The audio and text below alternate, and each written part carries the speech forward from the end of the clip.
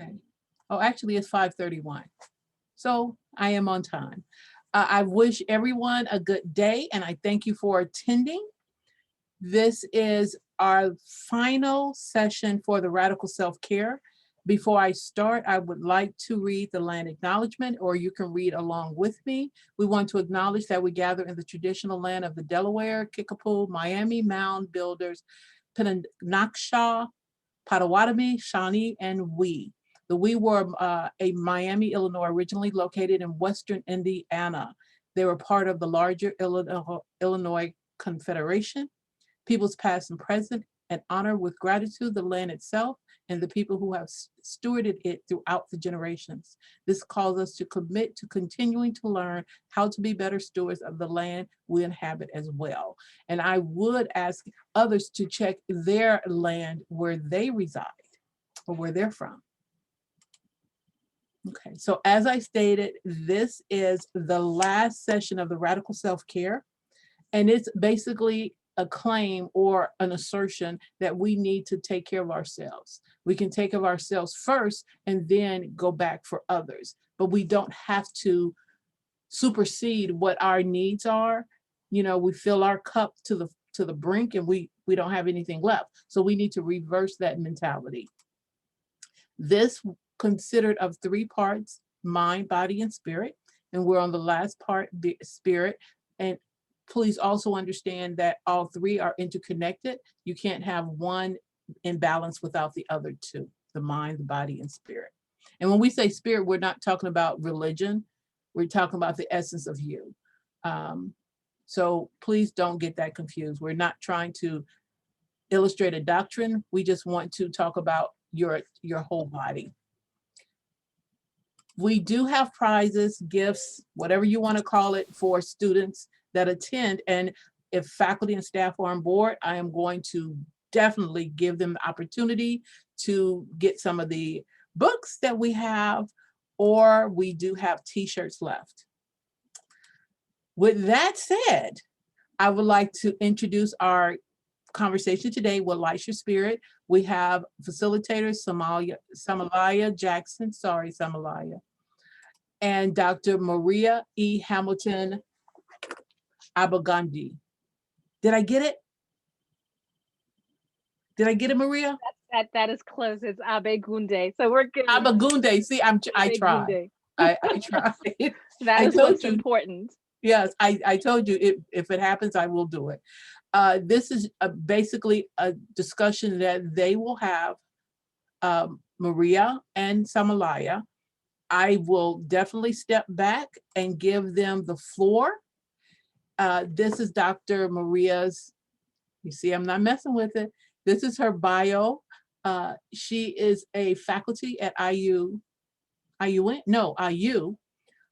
She's a traveler, a poet, an artist, an advocate. She's a very, I had a very good conversation, so I've learned a lot about her. And then Sumalayo is our own. She's our very own. She's an ISU alum. She's the assistant to the president for human relations, and she is a proud mother and advocate also. With that said, I am going to give the floor to our facilitators. You take all the time and you do whatever you want to do.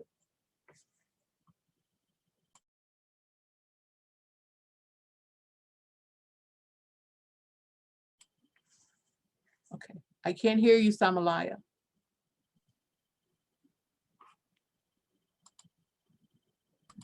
Okay, good evening, everyone. Thank you for participating and joining Dr. Abegunde and myself as we just have a very informal conversation about answering to your spirit and your higher calling.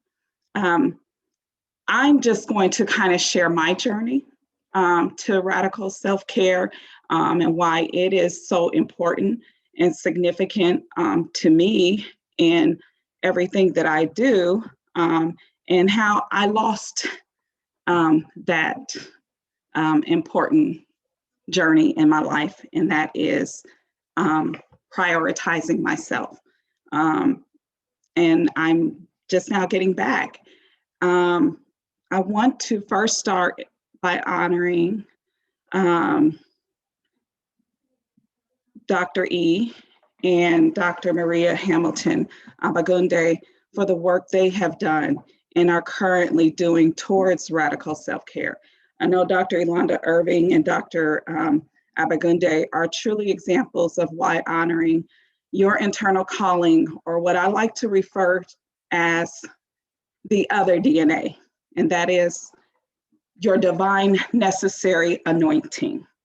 That other DNA is critical to self-survival and the healing of others. When Dr. Irving sent out the initial email requesting speakers for Radical Self-Care series, I was in dire need of radical self-care. I'm a firm believer in the power of growth mindset and its relationship to our internal locus of control, which what I mean by internal locus of control, an individual believes he is the cause of his experiences, those factors to which that person attributes their success or failures. I know no one made the personal choice to select their biological DNA. We all know our genetic makeup is out of our control. However, I believe we have an ultimate control over our ability to pursue an answer to our higher calling. I personally had to pursue an answer to a greater calling in order to conquer life's inevitable challenges. I believe there's a DNA that is within your control and reach, your purpose, your divine necessary anointing. Your internal call empowers, ignites, and magnifies your light and gifts. It is what sets us apart from everyone else. Everyone in here is here to enhance the lives of others by sharing their gifts. Not everyone chooses to tap into their spirit or purpose and performance to the best of their God's given ability. I'm a firm believer in personal accountability. The journey towards self-fulfillment and preservation is personal. It requires a mindset that transcends the pitfalls of historical prescriptions, familial dysfunction, and institutional limitations. There's a unique gift within each of us that is purpose for greater. Radical self-care is the most critical journey towards self-worth, love, and acceptance. One must continue to feed and nurture the mind, body, and spirit in order to be the beacon of light, love, and laughter we want to see in the world. Your internal locus of control recognize the price is a small sacrifice for the greater recompense of peace, purpose, and power. Had it not been for people like Dr. E and Dr. Abegunde, walking into their divine purpose, myself and many of radical self-care participants may have decided to give up on self-preservation and answering to their divine necessary anointing, their purpose. Remember, your divine call transcends pitfalls and stumbling blocks of prescriptions designed and defined by flawed institutions. Our mental, physical, and spiritual space drive everything we do, how we interact with others, the work we produce, family relationships, our ability or inability to progress through life. It is critical to self-preservation, especially for Black women. I've witnessed the consequence of many women void of radical care in mind, body, and spirit, mind, body, and soul. I remember as a young girl, I didn't want a life circumstance of my grandmother, my mother, my aunts, women in the church. You see, my grandmother sacrificed her own happiness for her husband and her children. My mother, 2 children by the age of 20, from a sperm, which I like to call my father a sperm donor, gave up her dream, dropped out of college, settled in religion and faith without self and personal fulfillment. My aunts, abused by men, was a slave to drugs and alcohol. Ultimate demise resulted from a life of alcohol and drugs. Women in the church. A lot of them, no education, believed that their role was to be married and believed they should let go and let God. I loved and admired the strength in each of these women. However, I knew they all suffered silently. I desired to be an empowered, emboldened, and an empathetic woman. I learned the concept of radical self-care early in life. I may not have known as early as 15 who I wanted to become, but I knew who I didn't want to be. Sumalayo is a Nigerian name, which means to bring great joy.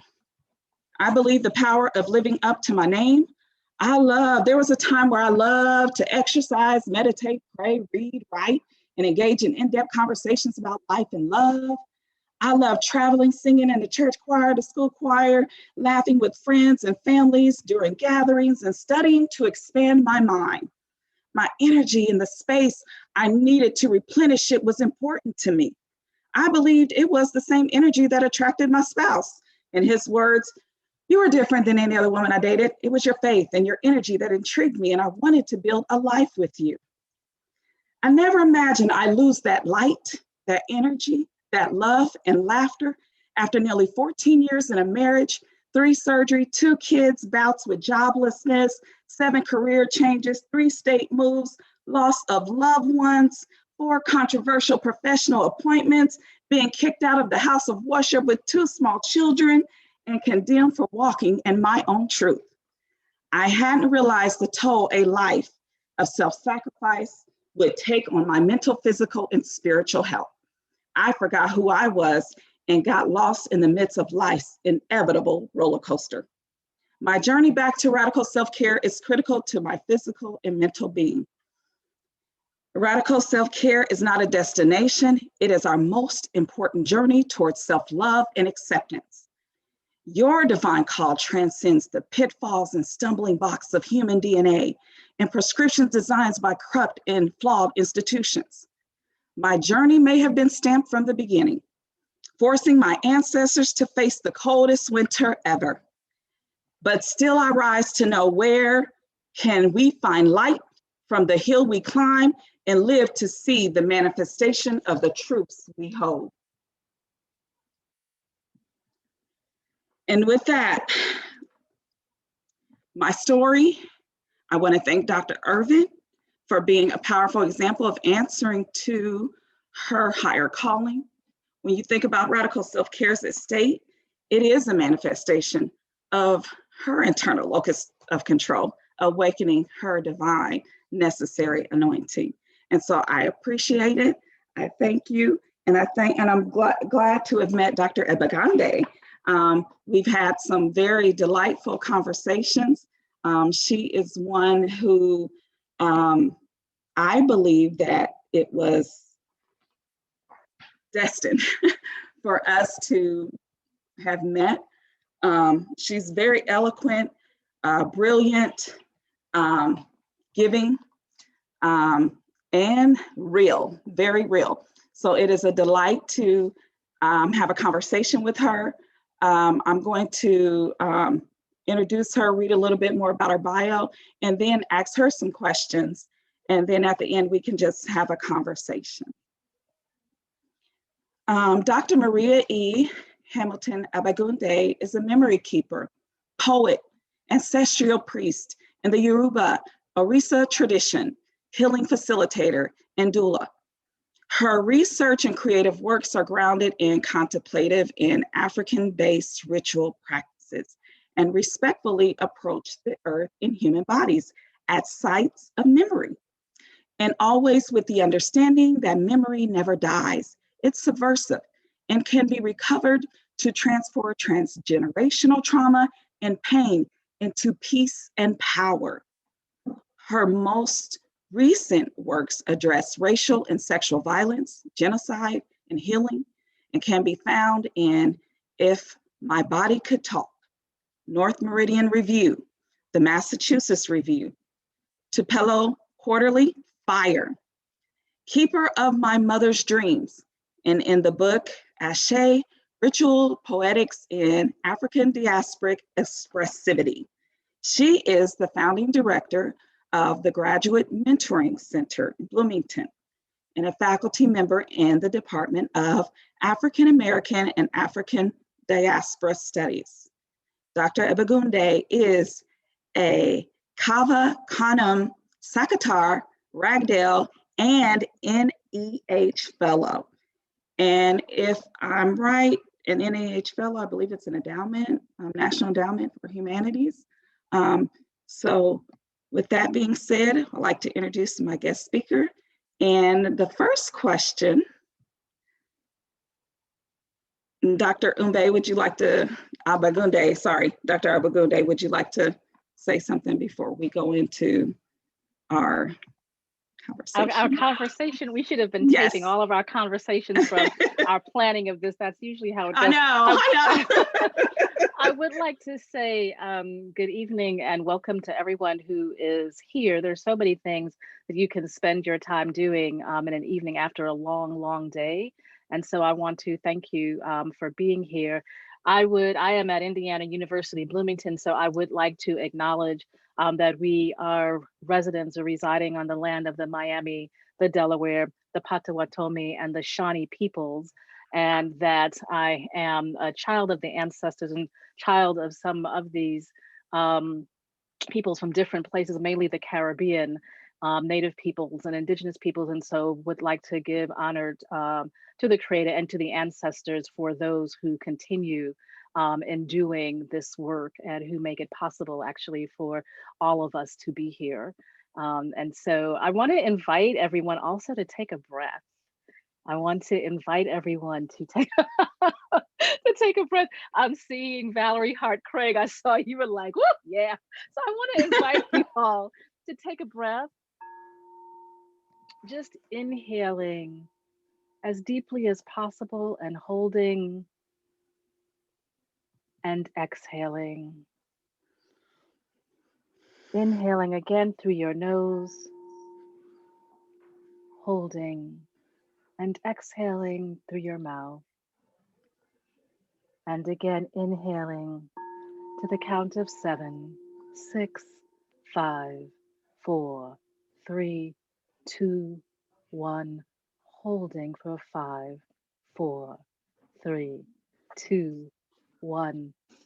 And exhaling for 6, 5, 4, 3, 2, 1.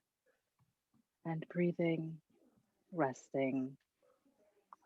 Sometimes, even if you're moving from your living room to your kitchen, to your kitchen, to your living room, wherever it is, little corner that you are, where you move from to get here this evening, sometimes it's still like you might as well have come from your building and trying to rush home to get here, right? And making this switch. So we want to give ourselves and acknowledge actually that breathing, as we know, is important, and breathing is the way that we move through the world and move everything in our own selves and bodies.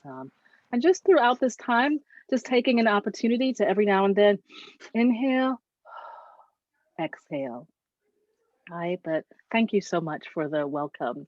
So what are we going to talk about this evening? Because I feel this is one of the most wonderful and informal, sort of like not kitchen table, but sort of kitchen table in your backyard talks. So I thank you for that. So what are we going to talk about this evening? So my first question, in regards to radical self-care, how is the concept of healing self first significant to the work you do? And if you want to discuss your spiritual path. Okay, wonderful. How is the radical self-care central to healing in the work that I do, and self-healing in the work that I do? That's a great place to start. A great place to start. So I was fascinated by some of the things that you said yourself in terms of peace, purpose, and power, and choosing, and a number of things. So I am in the Yoruba Orisha tradition. Some people know that as Santeria, Lukumi, Candomblé, the Ifa Orisha branch that's here in the United States. And so very African-centered. And one of the things that is central for us is the idea that one chooses one's head, right? One chooses one's head prior to birth. And in some ways that one may think of Buddhist lines of Buddhist tradition, right? And understanding how one chooses one's destiny. One forgets once one is born, because as a doula, and if you've had children, that trip through the birth canal, it causes a lot of energy to pass through. But healing is central to that, and because as a tradition, no matter what line of the tradition I have found, one of the first things that we do learn to do is to honor our ancestors. That's part of self-care, right? And that process, and almost any other process, is a reflective process, so that we are asked to be in tune with ourselves in lots of different ways, even before we go seek divination in some cases, right? So this idea of what is radical, and thinking about radical in terms of root, right? In a return to the root. What is the root of our self-care? To where do we need to return, and sometimes to whom? And for me, it is in thinking about what is the point of origin of what it wounds us, and what is the point of origin of our healings. And when we understand that, sometimes when we're looking at the surface, right? We're looking at the surface of what wounds us and what is wounding us, right? But if we're looking at the root and we're looking at the point of origin, sometimes we have to go so deep that we meet ourselves coming and going, as well as what is divine in us, right? And so this commitment to going to the root to find care, what it is that nurtures us, right? What it is that nurtures us is important, because healing is not always about becoming well, right? It's not always about becoming well. It is in many ways finding to bring harmony or reconciliation or integration of what has wounded us. And that could be multiple things, and who has wounded us. And it's not necessarily always about becoming well. And Tony K. Bambada's work, right? The Salteaters says, are you sure, sweetheart, that you want to be well? Because being well has responsibility. It has a weight to it, right? It has a weight to it. It has a responsibility. And so in my own work, being able to sit literally in the fire, in the bush, to look, to determine what has wounded me or who has wounded me, to be honest about that, and to decide and choose how to remove it, is part of that process of removing a weight and mending and suturing, not only my physical, but my soul and my mind. Ooh, thank you. I spoke a little bit about the origin of my name, which means to bring great joy. What does your name mean? Speak to the importance of a name, your brand. my name. I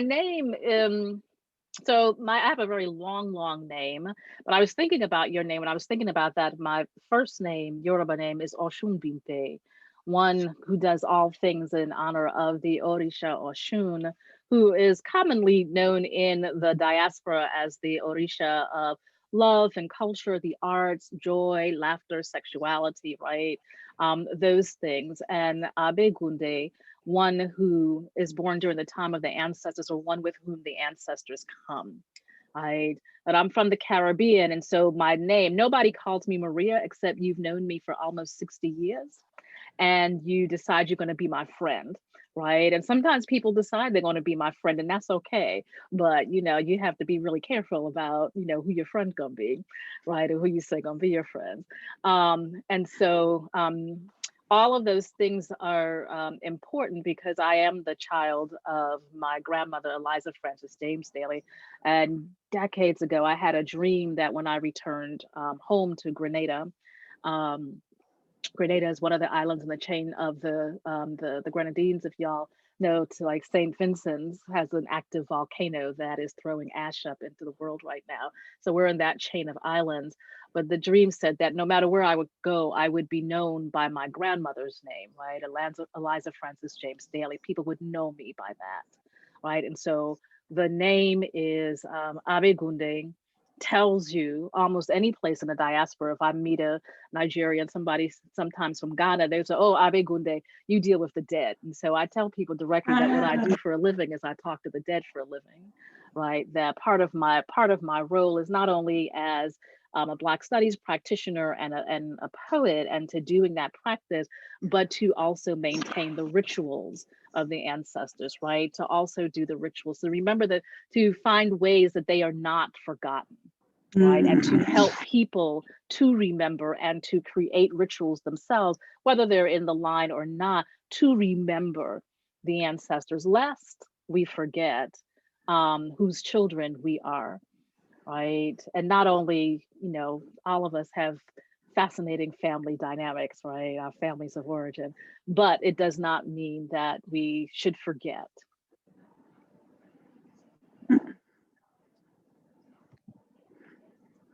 So I like Okay, I'll read it. Joy. Yes, I'll read a few more questions and give our participants a chance to engage in this conversation or ask questions as well. When did you know your unique gift and purpose? This is something that I invite people to think about and ask, right? Like, what is the gift that you have in the world, right? And sometimes that we don't think we have a gift in the world, or we can't see it because how the world wants us to believe that the gift is always connected to a product. And particularly in the academy, right? It's connected to a product. If you can produce, keeping in mind that Africans were self-reproducing products, right? They were chattel, and you produced, and you were worth $4,000. You were worth how much of a bushel, or cotton, how much cotton you could pick, all of those kinds of things, right?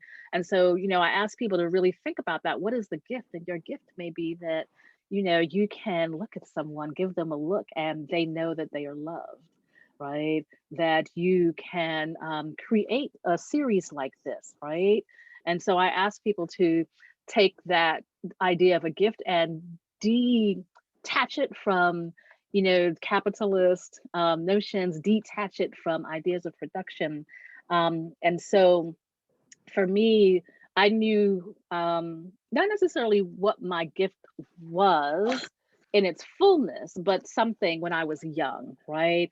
Poetry is my gift. So language is my gift, the ability to call forth things, right? People would say that that would be the power, of Ashe, right? The be able to speak things. And so I've known that since I was a child, probably before the age of 10. Because I wrote. My father allowed us. My father's an artist. You grow up with an artist, they do such things like allow you to paint on the walls, even if you don't own the house, they allow you to paint on the walls and write on the walls and do those things. And also, as part of this gift, I encourage people to ask themselves who are their communities who can support what you believe or what or what is birthing in you, or who can support seeing something in you. And so I had community. Miss Leslie, who was my second grade teacher, I didn't speak a lot at all, actually, when I was in the second grade. And Miss Leslie decided that that was neither good enough and there was something wrong with that. And she was right. And so she would take me on little trips to recite poems. And she would take me to communities of Black people, luncheons and dinners, and we'd be me and another person, and we'd be reciting these poems, right? And so that's how I came to understand the gift and discovering. But it was really important in community, and for all of us, but particularly, members of the Black community and Black women, who is your support right now? Right? We're in this space of virtual where we can't touch each other, laugh, fall into each other like little girls, because my girlfriends and I, no matter how old that we are, like in our, nearly 60s, we're still falling into each other and laughing, right? Because we know this. Who is the community that you have who can see something in you that perhaps you cannot see in yourself, right? And I'm going to invite you all to think about that, like, just while we're having this, conversation and answering these questions, to just make a list like who those people are. And if you haven't talked to them in a while, I'm going to invite you to give them a call, not send them a text or an email, but to give them a call, right? To give them a call. And who perhaps is somebody who saw something in you that you would not have ever imagined in yourself. If that person is still alive and you have not spoken to them in a while, just call them and just say thank you. Just say thank you, because right now, joy is the gift, right? And gratitude is the gift. And we need that so much at this moment. We need it all the time, but right now, we need it desperately, right? So yes, it's been a long time. At this point, are there any questions? I have other questions I can ask Dr. Abegunde, but I want to allow our participants to engage in this conversation about answering to your gift. Please do. And there's relatively, even being here together, there is practically nothing off the table for me to answer, because I also want everyone to ask questions that you may have never thought of asking before. Is it okay if I have a question? I don't know if I should read. Okay. Yes, please, Lauren, go ahead. So I've been taking notes. And the first, how do you start that journey of finding your gift and and with the terms of the production and keeping that capitalistic ideal, even though I've been raised in it, out of it? So I guess that's the question. How do I go the journey of finding your gifts without thinking about capitalism? Okay. One of the things that I would say, and I want to just say hello to Kimberly Stanley over here, Dr. Stanley, from another life here at IU, but hello. One of the things, it sounds cliche and it sounds trite, but you make a choice and you make a decision, like right now, you make that choice. And then what you do, I'm a firm believer in writing down what it is that you want and what it is that you don't want, right? And then again, getting back to community, my sister friends and I, we hold each other's dreams for each other. And so it is really important to have someone in your life. If you say, hey, I don't want to be tied to being a product of doing only work for producing something, right? What can I do? I want you to remind me of this, right? So we're not saying that we don't want money. Money is a form of energetic exchange, right? We don't want to do any of that. I'll be the first to tell you, I love shoes and I love bags, right? And I love books, right? So we're not saying any of that, but we are with that, in saying that, what I'm asking people to do is change your relationship to these systems and decide where you can unravel, undo, deconstruct them, recognizing sometimes where they serve a purpose, right? Right. So what is the relationship you have with these systems and producing? So for example, I'm a poet. I have lots of friends who are working poets and working artists. At a very early age, I decided I was not going to be a poor Black woman and be found dead in my house because someone didn't check on me. Right. And so what did I do? I had a good degree, even before I came to get a graduate degree. And I decided I was going to work as a secretary because my mother said I should learn how to type when I was in high school. So I did. On the advanced track, I learned how to type. Right. And that was unheard of at the time, but I was never without a job. Right. I worked for 21 years as an executive assistant because, one, I did not want to bring my work home. Two, I wanted to pick up and travel and write poetry because I wanted to, not because I had to. And three, I wanted a flexibility and fluidity that did not make me have to do things because I had to live. And so people always question the fact that I had a degree and I was working. I would just tell them as a secretary, right? Because they didn't need to know all the other details. And so that was a choice, and surrounding myself with people. My relationship was that I wanted to have some level of freedom and feel that at the end of the day, I did not have to be a certain way and do certain things. And if you know me and you know me at IU, I'm kind of that person too, right? I'm kind of that same kind of person. What is your relationship with the things of which that you want to detach yourself from? And where did you learn that relationship, right? This is the work when we talk about radical self-care and healing. For me, it is asking these types of questions. What is our relationship with the world and the thing and the systems around us? Right? Without blaming ourselves or feeling shame for them. Because again, I'll be the first person to tell you, I love shoes and I love bags. Now I'm going to get them on sale, right? But I'm not going to deny, that these are the things, or I love a good book or a good meal, and sharing that with friends, right? What is our relationship? Are they enslaving us? Or are they freeing us? Or are they just simply methods and tools that help us to enjoy the pleasure and joy that we want out of our lives? That is important. Lauren, I don't know, does that answer your question? Yeah, sorry, I was taking notes. Thank you. That's okay. And I want to piggyback on what Lauren just said and what your response.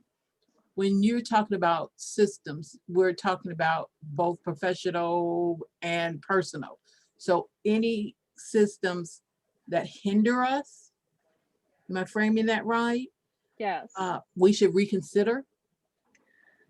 We should investigate them. We should contemplate them. We should reflect on them. That is everything from our family of origins. So Sumalayo, you talked about that, right? We recognize things in our family, and maybe as a child, or maybe as adult. For me, it doesn't matter when it happens, right? For me, it happened very early. What matters is that you commit to being contemplative and reflective enough at some point in your life that you begin to recognize the patterns, right? The patterns in your life. But at some point you may look at something, and I'm really good at doing really quick behavior changes, modifications for myself when I see something and I'm like, whoop, yeah, I don't want to do that, right? And changing that. And so because I think sometimes, particularly when we're talking about our families of origin and our communities, it's so easy. And you see this as we come into, and I always say we, like the larger, right? Not just specifically, when we come into places of knowing and understanding, then we become enlightened, or we become free, and then we, want to proselytize, whatever it is, right? And we want to point out to people, well, why are you wearing that purple? You know that purple's not the good color, right? You know it should be this. We want to do that, and part of the contemplative work, right? Part of the reflecting and the being able to acknowledge and see is to also do that with compassion. Compassion, right? Compassion is so, so important. I have lived long enough. My father is 90 years old. It was not an easy life with him. I have lived long enough to see my father change, but I have also lived long enough to have to write a poem recently about how sad it is that my father lived long enough as a Korean War vet, as a Black man in America, to have to see George Floyd killed in the street. That he has had to live long enough to still see his daughters, right, be thinking about what happened to them, to have lived long enough to say, well, if I have to come back out on the street to protest, I will, and then be afraid to do so because he's 90 years old and can't move as fast, right? Compassion, right?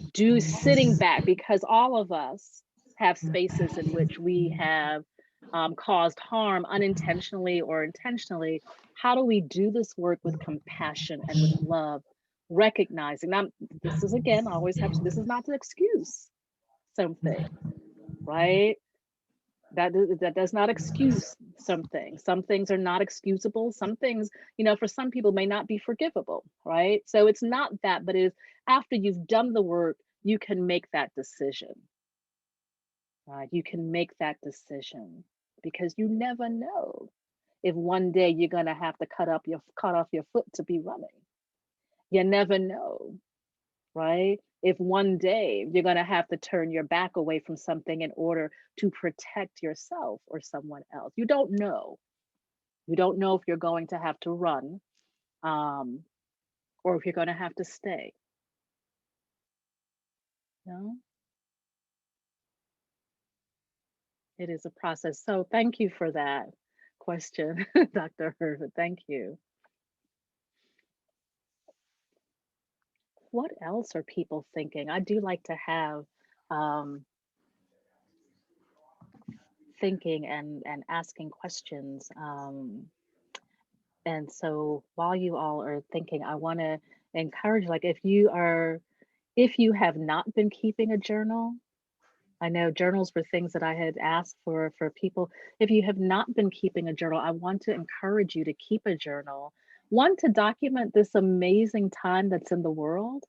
It is truly an amazing time in the world, and the voices of Black women in particular should be documented. I've been keeping a journal probably since the age of 6, right? But it is important. But the process of the journaling allows you, if you are not a journal keeper, allows you to hear yourself speak.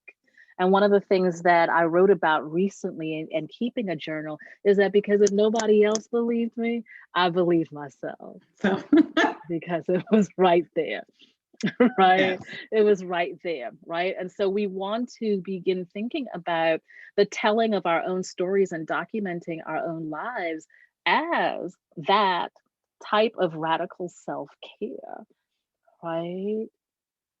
And because we are not a monolith, it is so important that we do that. The good, the bad, the ugly, the beautiful, all parts of it, the wonderful, the awesome, right?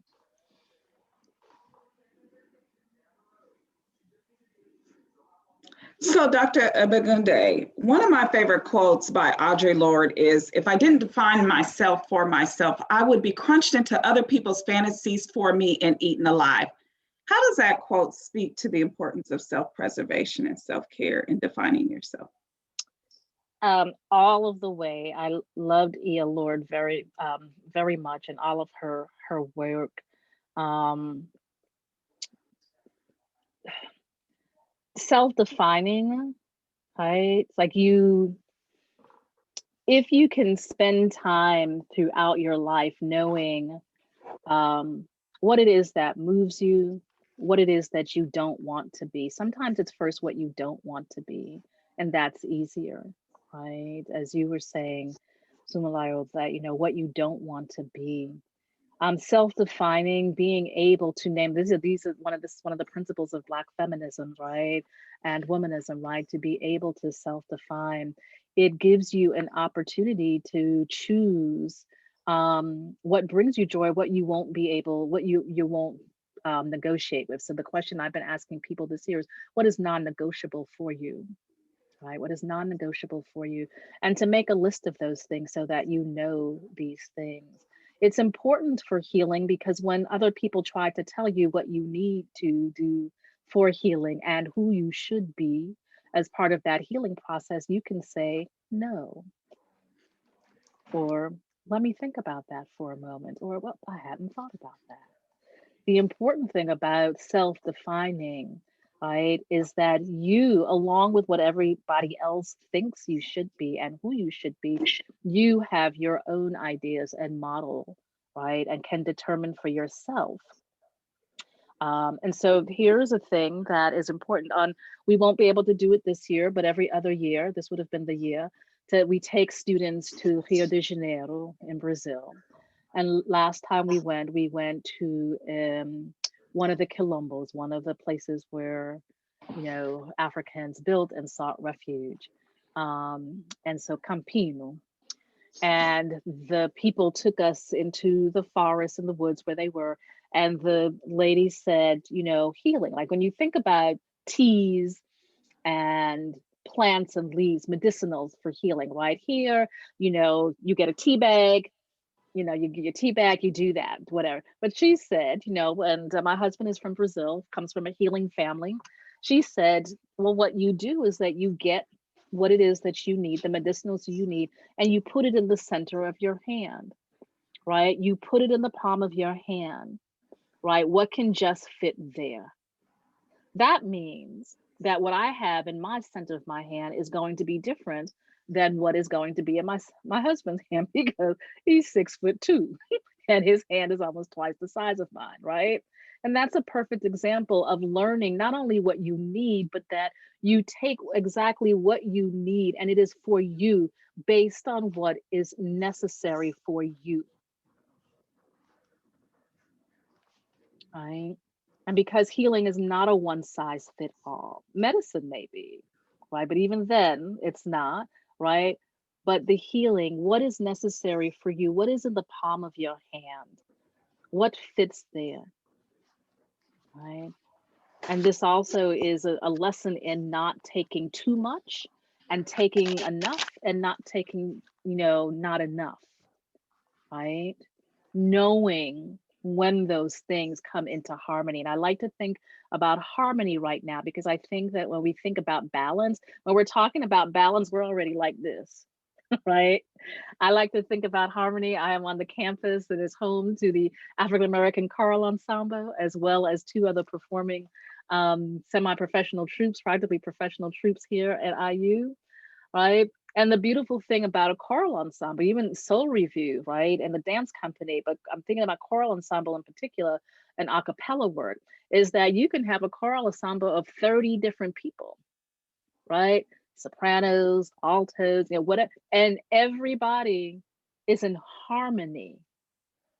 Sounds like one, and occasionally you'll have a soloist, and then that soloist comes back, right, to be part of that. And so I'm inviting people to not only think about what is non-negotiable in their lives, but what is harmony in your life, right? How is your community in harmony? How are you in harmony with them, so that everybody doesn't have to fight for space, but you know that when it's your time to step forward, right?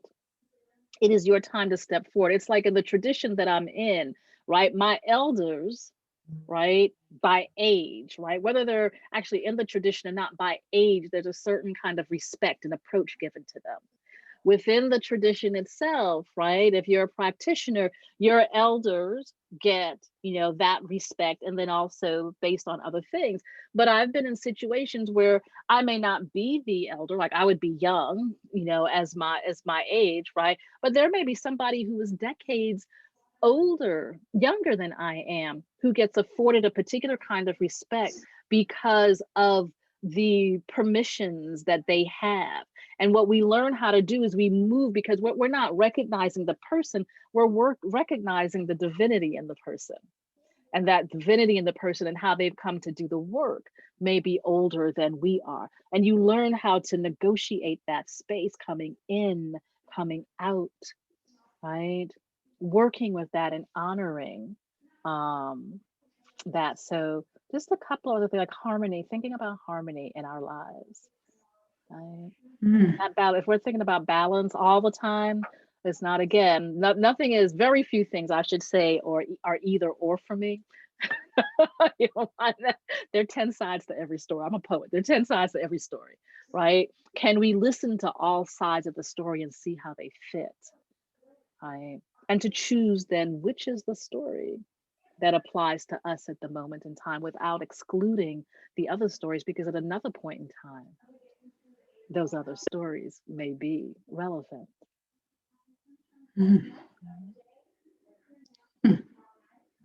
Choice.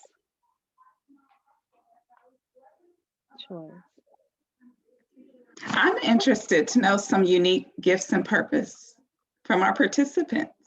I was about to ask, what do we have? Who are you? When you wake up in the morning, who are you? What do you bring to the world? What would you like to bring to the world?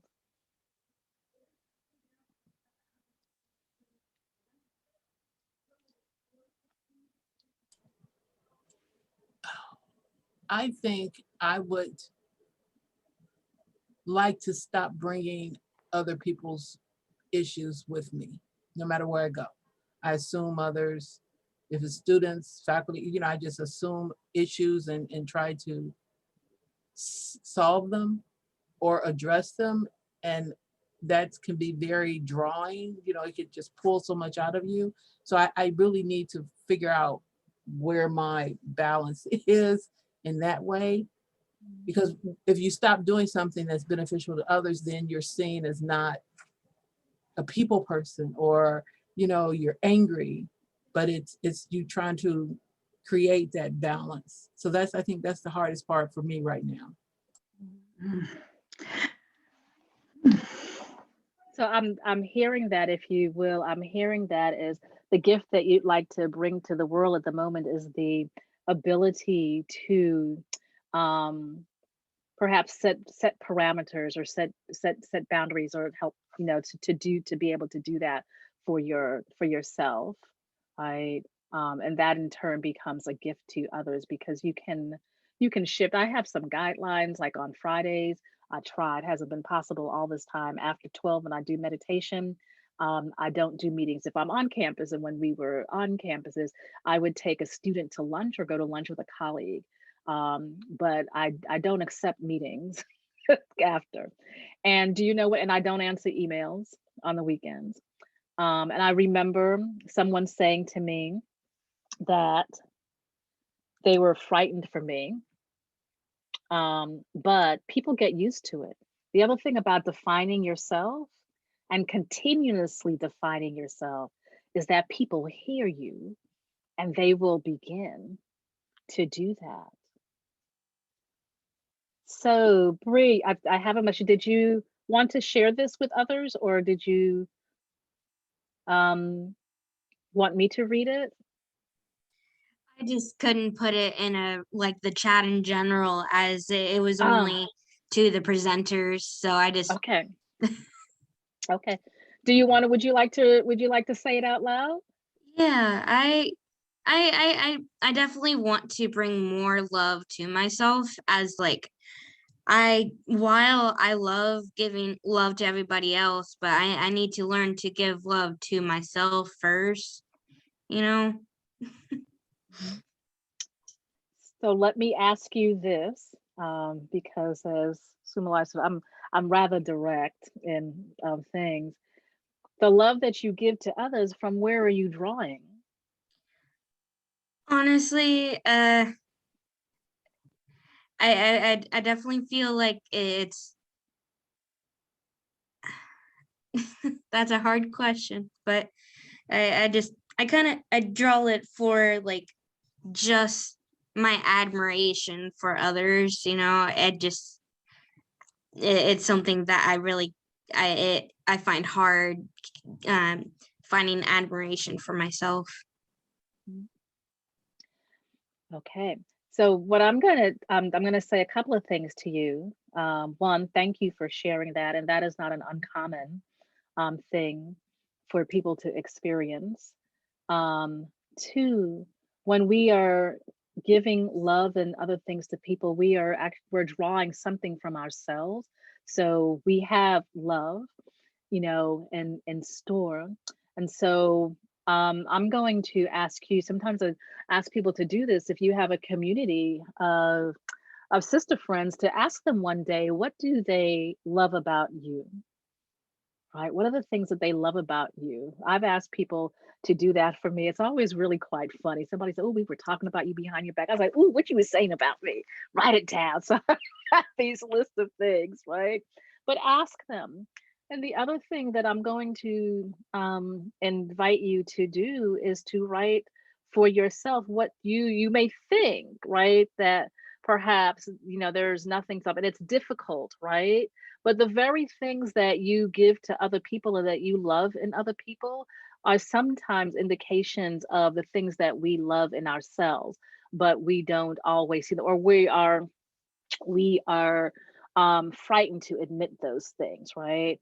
I love dancing, and anybody here will tell, I'll be the first person to jump up in the street in a restaurant. If the music is good, I'm gonna be dancing, right? I have no shame whatsoever. right? That's from since I was a little child. And so I'm going to invite you, but I'm going to invite everybody too to do this, because we all can benefit from this sometimes. Is what are 3 things that you do that you love? Do you love your laugh? Do you love when you get up in the morning that the first thing you do is walk through your house, like, all like, "Ugh," just enjoying the morning? Do you love that, like you can just go someplace and just see the green in something? Do you love that you can make like a good cup of tea, a good cup of coffee? Because these things are not to be underestimated, let me tell you, right? And sometimes, right, sometimes we are looking for these grand, grand things, right? But it is the very small, small thing that is an act of love that sometimes we don't see in ourselves. So that is a place to begin, right? And sometimes, you ask, like, if you could imagine yourself to be somewhere or someone, or if you had a superpower, right? What would that superpower be? Your superpower sounds as if it is that you bring love to other people and joy to other people. That's something to love in yourself. Like the Black Narcissus, when they bring Sister Honey with them on the trip, because everybody needs a Sister Honey, right? Everybody needs a Sister Honey. Mhm. So, yes. What other lovely gifts do we have, or want to have, or want to bring into the world? Mhm. Want to bring into the world? I will say that I think I have the gift of maybe peace. Like Mm. I have the ability to let things just kind of roll off. I don't, and it's not a gift that I'll say I've always had, but I think it's a gift that I've grown in, and a gift that, a lot of what you've been saying about learning that compassion and stuff like that is stuff that I had to realize how important I was, in order to realize that, I can listen to other people's, things that they're going through. They can kind of give it to me, and I can flip the story and kind of, well, what about this? Did you think about this? And kind of give that sense of peace, I think, to others as well. And I do think that, kind of like you were saying, there's my husband, for my birthday last year, since we were in this pandemic, he did this kind of pop-in birthday thing where everybody came in and they had to share something about you and to sit there and to listen. And you just like, I didn't think I was doing any of that, but it literally was like one of those moments that it's like, okay, so I am being the person that I'm hoping I am being, and to hear people just continuously say like, man, you're this or you're that. And you're just like, man, I really hope that was who I was putting out into the world, but to know that it really is. So I definitely think keeping those sister friends, like you said, around, and to hear and to just account for each other and to kind of be like, man, you do this for me, because we need to hear that. Absolutely. Thank you so much for sharing that. Thank you.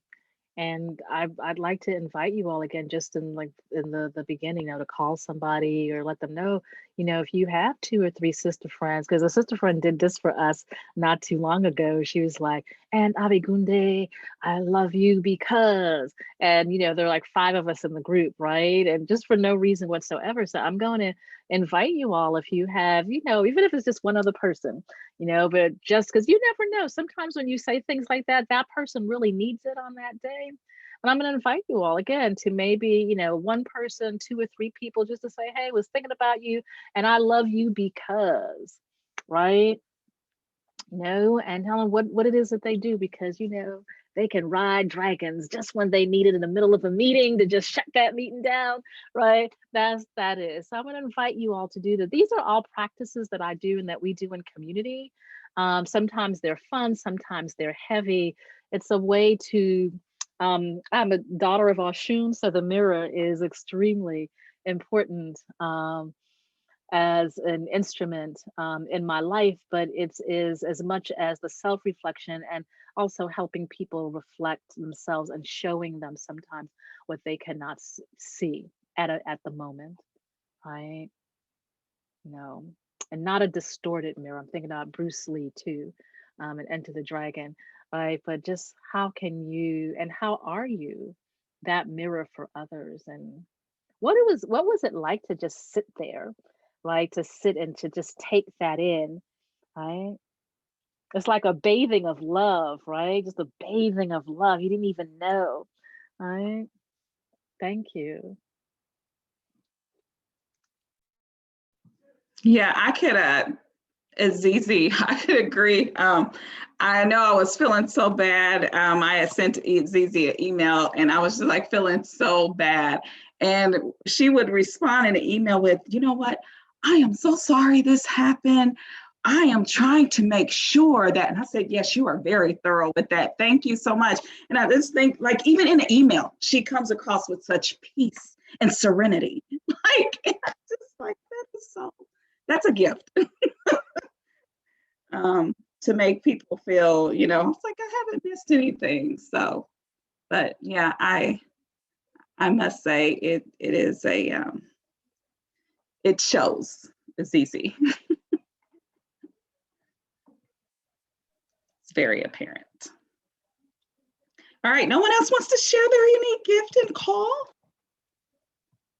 Or question for anything or ideas, random things that have been moving through your head, because that's a form of self-care too, not to always think that everything that we're thinking has to make sense or has a reason. This is true. Yo! Hello, Yolanda Williams. How are you? I'm good. I've been thinking about this a lot lately. I feel like I've lost my purpose, lost my fire, and I'm not sure how to get that back. I mean, even with work or this dissertation I'm writing, it's just like none of it I'm finding peace with. I don't know if you're gonna find peace with the dissertation from what I hear. Just that process. um, as the founding director of the Graduate Mentoring Center, my goal has been to make this journey holistic, because I do not believe that the graduate process should be traumatic. Doesn't mean it's not a struggle, but just traumatic. Right. That's it. And so sometimes, thank you so much for sharing that. Sometimes, there's this idea of being resilient and just pushing through and doing that. I'm not for that in a lot of cases, right? I'm really like, I have been encouraging people to also not only think about what is non-negotiable for them and these other things, but I've been encouraging them how to be your best 5 or 7-year-old self. And because what happens with children at that age, they're like, I don't want to. And then you ask them why, like, I don't know. And then you come back and you ask them why, and they will have thought about, because I don't like so and so. And I think that we have to listen to that, right? If you have been in the case that you're talking about, in almost any case, and we find ourselves like burnt out, or in terms of compassion fatigue, like we don't care about it, like I don't care, let it burn, let it do. What we want to ask ourselves is not only why, but if we need to take a break and step away. And sometimes we have done that, but perhaps we haven't really taken away and just retreated, right? And so when we lost like our sense of purpose, or what we think is our sense of purpose, right, or our purpose, that's the time where I tell people to step back.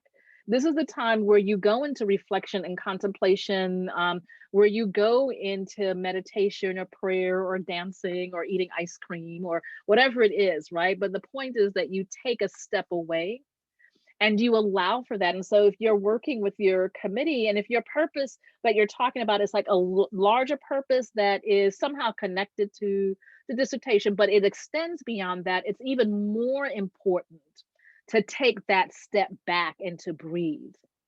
Right? I mean, I want us to keep in mind that we are in April.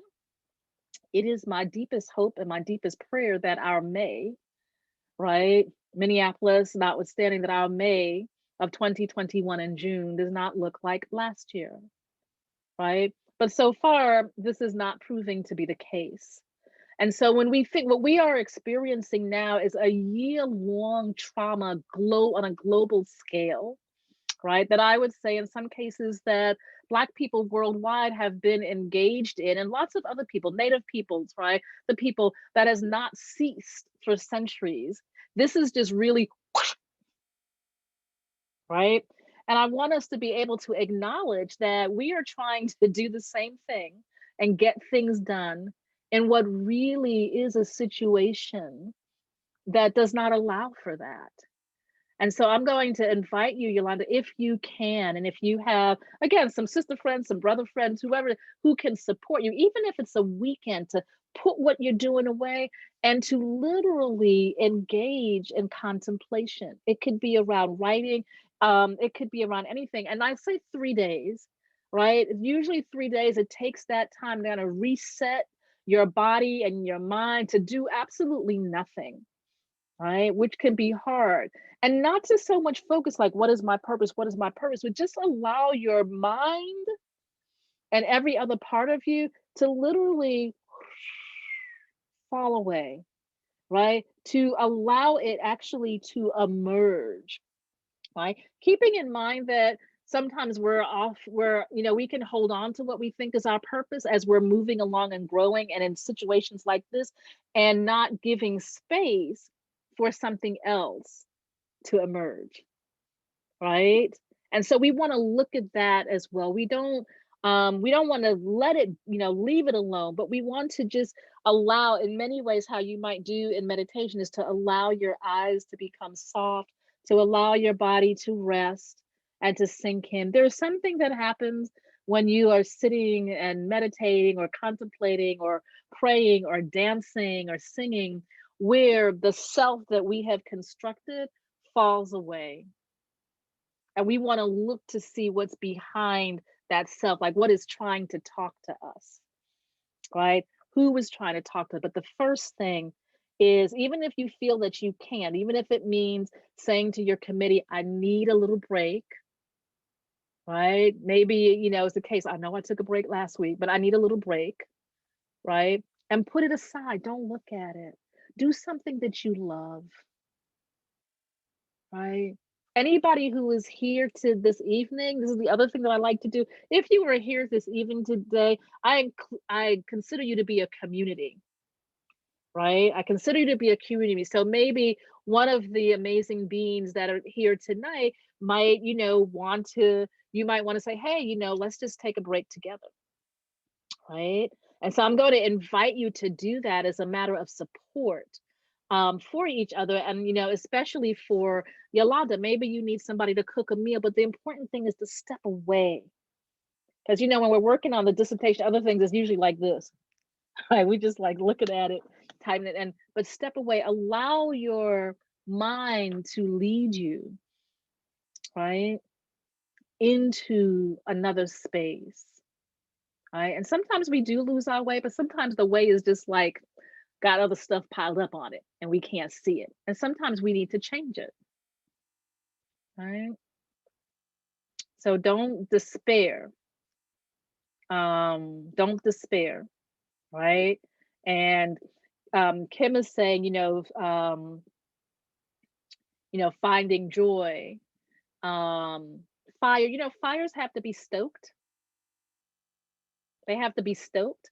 Sometimes they have to be allowed to go out, and then sometimes they have to be stoked. So also think about what phase you are in the fire process, right? What phase you are in that process, right? Sometimes a good, if you ever cook the whole pig or something in the ground, you light the fire, it gets smold, you're buried in the ground, or a full goat or lamb, you're buried in the ground. It's that smoldering that cooks, it comes out really good flavor, right? So where are you in that process, and what is that fire? Are you in that place where is just smoldering, right? And allowing all of the pieces. So that's something for you to contemplate and to work through, if that makes sense. And again, don't make it grand, right? During this period of time, and people asked me last year, like, well, what are you doing to take care of us? I'm like, nothing. I am like lying on my couch. I joined a wine club. They're like, well, and my faculty groups are like, well, tell us one success that you had. I'm like, I got a quarterly wine club, subscription. I haven't changed it to a monthly. That's my success, right? I'm like real, it sounds flippant, but I don't find it helpful for me to be, because I get work done, right? I'm that person who gets work done because of that. But when I don't want to get work done, I can't get work done. Whew, let me tell you, Star Trek Discovery, that whole season 3, honey, that's a powerful season. What are you doing? I'm watching Star Trek. Right? I'm watching Star Trek. Right? I'm sitting on my deck. I'm in my hammock. Going back again to that productive nature that we must always be in production mode. We cannot possibly be in production 1 year later. We haven't even begun to address the grief and the mourning that must come out of this. And as we see people moving out of it, obviously, folks got a lot of stuff they're carrying. We haven't even begun to address the anger that people will feel as they come out. And we need to acknowledge that, right? We need to acknowledge that. We need to be with that. And we need to be with each other in that as well. And so it's okay. So I would say, if you were, student working, with me, I would just say, is it a case where you need to say to someone, I need to take a little break.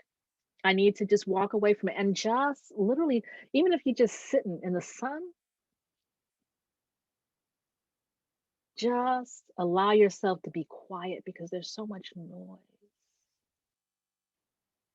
Allow yourselves to be quiet. There's so much noise everywhere. And what happens when we are quiet, non-moving, right?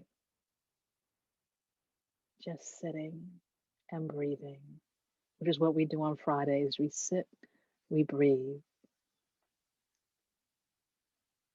No obligation. Is that helpful in any way, Yolanda? Very, very helpful. Thank you. You're welcome.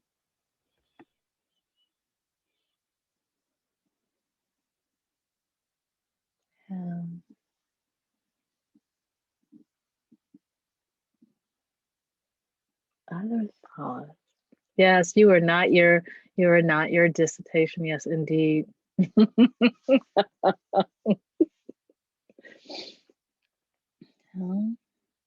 Always ask yourself this question. Sonia Sanchez asked me once when I was doing something. She said, how can we help you make it better?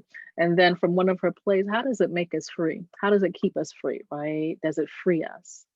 And we want to always ask the question, is the thing that we are doing, or the people we are with, are they freeing us? Are they bringing us joy? Right? If they were the last, if we had one day left on the planet Earth, what would we do? If we had to choose one memory in our lives, these are the things that I think about. Right? One memory in our lives, and it was the only memory we could relive and relive for the rest of our days, what would that be? That tells you a lot. And if I were to invite you, like with all the other things that I'm asking you to do in your journal, like how do you imagine your day, your ideal day? That may, and without censorship. Sometimes students tell me what their imagined day is, and I'm like, oh, that's so really wonderful. Get your PhD, run away. Don't ever come back to the academy, because that's not what you're going to find here. Think about how other ways that you might do that, but imagine what your ideal day might be. Mine these days is on a beach with some fried fish and mangoes.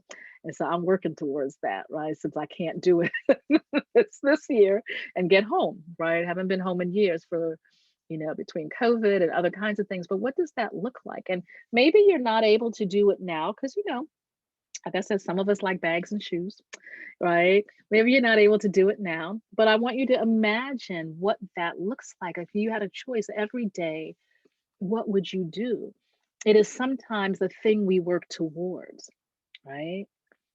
That is the thing that you keep in the mirror for yourself, that you keep like, you know, I could every day get up and, you know, write poetry and work with young people. And I'd like to do that in the morning so that I have my afternoons free to go to the beach, or I have the afternoons free then to, you know, bring food to the if that's like your day, what is it then? Because this becomes strategic planning and manifestation, right? What is it then that you must do over a period of time? And talking to a group of teenagers up in Canada a few weeks ago, this is what I was asking: your gift. Who do you need to help you achieve your gift, and what do you need? Who can you tell, right? Who can support you in that way? And if you're working your way towards these things, this is where the strategic planning and the manifesting of it comes into being. You have a dream, you have a vision. What are the pieces? And to not be afraid to tell some people, because you'd be surprised how many people will help you or remember, right?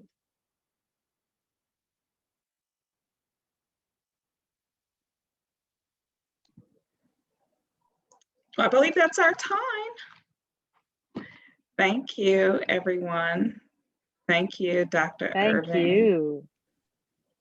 Thank you, Dr. Abegunde. Thank you to all of you. I took 4-page notes, so I want to thank you. And everybody on the call, student, faculty, or staff, you are eligible for the gifts that are still in my office. I will send you information and I will mail them to you if needed. Can I come up right now? Yes, you can. You got 5 minutes. So, what you both share, Sumalayo, how you opened it was beautiful. It framed it. It put us in a setting that we see your evolution. Doctor, I'm gonna get it. Just give me time. Abegunde. I'm halfway close, right? It's good. Yes, it's Abegunde. Abegunde. I'm gonna get it. I'm gonna bring you back next year. I'm gonna practice. So I'm just telling you. I want to really, really, really thank you for blessing us. And that's not in a spiritual sense. That is just in a factual. Thank you for sharing, and your voice is so soothing. I was like, yeah, I need to go home because I need that wine. So I just want to. I want to thank you all. I will send an email with notes that I've taken. Please feel free to share. Yolanda, if you don't send me your resources so I can add them to my list, I'm going to visit you. I sent them to you. It's at the end of that PowerPoint I sent. Oh, girl, you know, I don't even know where it is. Okay. Okay. So okay. I won't visit you. Can you please resend? Because you had remarkable. And our host gave us additional resources. So you're going to get a lot of references and resources to actually help you in this journey, because it's a journey. We don't get there, but we still walk it. So I thank you all for attending. I thank my facilitators for being remarkable. And believe it or not, I have 1, 2, 3, 4, 5 of our facilitators that joined us tonight. And one of our coordinators is Chantrice Bradley. So you all were brilliant. I love you. And I thank you so much. Thank you so very much. Thank you, Dr. E. Thank you, for providing this space. You're going to get a survey. We're going to continue it next year. It does not end. So you don't have to facilitate, but you will. I'm going to invite everybody back. I just want to say, can I make sure I get that invitation? I know I'm not there physically. Yes, but Chantrice, you got this one. So I got you. Just want to make sure. I don't want to put it out there. I do. I have you. Well, I got witnesses on the call. Yes. And I have some women students here, female staff, and I thank you all too. They show up. I see Nikki. I don't know Nikki, but that's okay, Nikki. You'll get an email from me. Okay. Thank you all. Good night and have a great day. Good night, everyone.